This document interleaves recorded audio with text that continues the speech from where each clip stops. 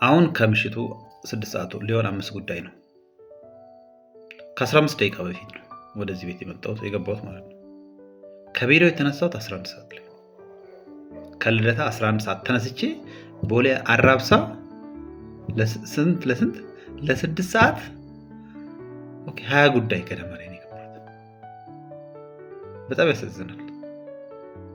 ቶታሊ ከመገናኛ ጀምሮ ያለው መንገድ በሙሉ ተዘጋ። ወደፊት መሄድ አይቻልም፣ ወደ ኋላ መመለስ አይቻልም። በቃ ሁሉም ቁልፍ ነው ያለው።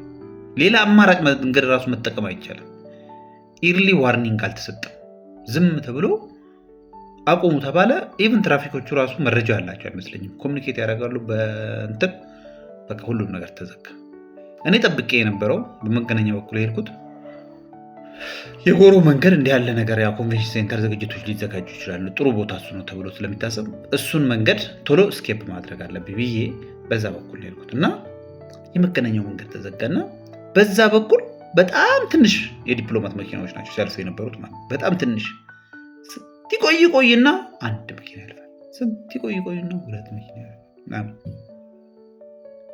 ከነሱ ጋራ ወይ ደግሞ የሆነ ቀይ እንትኖችን አርጎ ማሳለፍ ቢቻል ወይንም ደግሞ በዛኛው በኩል ዲፕሎማቶቹ በማይሄዱበት በኩል ያለውን መንገድ ለሁለቱ ቱቦ ሳይድ ቀስ እያለ መኪናዎች ማለፍ ቢችሉ እንዲህ ያለ ነገር ማመቻቸት ነገሮች ቢደረጉ ጥሩ ነው።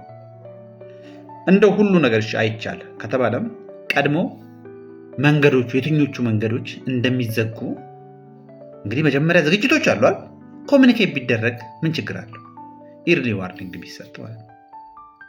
በየመኪና ውስጥ የተቀመጠ ሰው የየራሱ የሆነ ብዙ ኬስ ተሸክሞ ነው።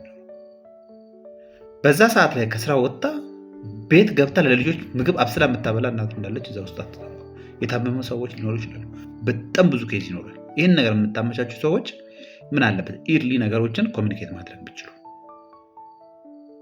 ቢቻል ሰው ቀደም ብሎ ከስራው ወደ ቤት እንዲሄድ ቢደረግ ምን ችግር አለው? ኮሚኒኬሽን እኮ ነው። ወደፊት አይገድ እንዲህ ብሎ መኪና ይንተከተካል። ስንት መኪና ጨሶ ቆሞ ስንት መኪና ማለት ነው። እና በጣም ብዙ ችግር ነበረው።